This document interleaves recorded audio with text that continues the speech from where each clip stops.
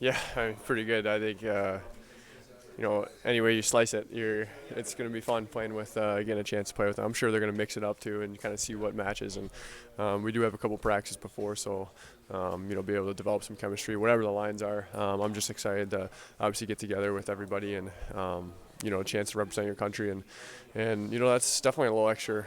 Part of motivation is to be able to, just play with different guys you haven't, and you respect the players, you watch them every night, you play against them, you see what they do, but to try to build some chemistry in a short tournament and just develop some, some ways you can develop offense together or just play together is gonna be fun. Josh told us the other day, he's a real equipment nerd, and the guys on that part of the staff know that. Connor has been sporting his Team USA mask. I might have missed it, but it doesn't look like you were breaking in any of your Team USA equipment. Is that by design, or what's the story there? I had one day with the pants.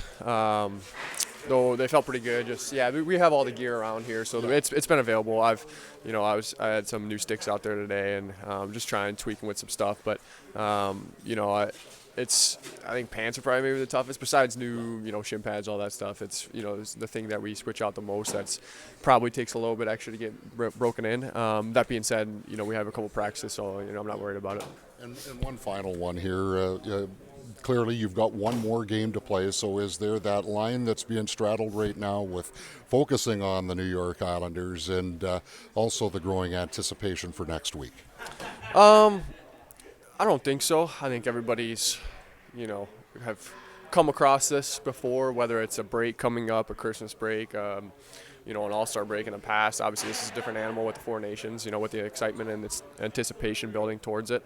But at the same time, the focus is all here, even though you got that outside noise, you're dealing with schedules, flights, and, your logistics, pants, trying new stuff, new gloves. But at the same time, I think we're all pretty good to, dial it in and focus on the task at hand.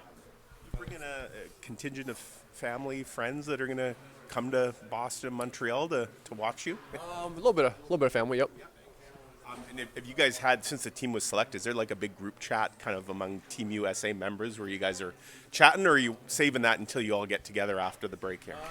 We've had some calls, management, just some logistic stuff over the last week. Obviously, it's coming up close. It's going to be here pretty quick. I think everybody's, obviously we're going to get a chance to come together, and you got to come together quick in a tournament like this. There's obviously past relationships and people that know each other, and there could be new ones too. So there's definitely some communications that's been started, and I'm sure it's going to even progress once we get there.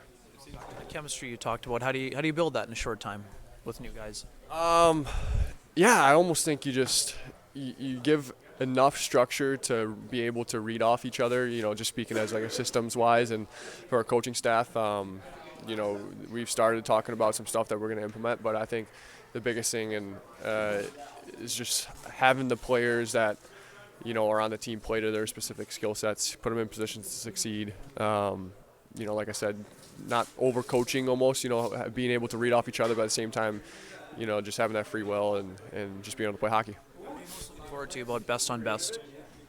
That's it. It's getting a chance to play with guys that I want to get a chance to play with, and obviously.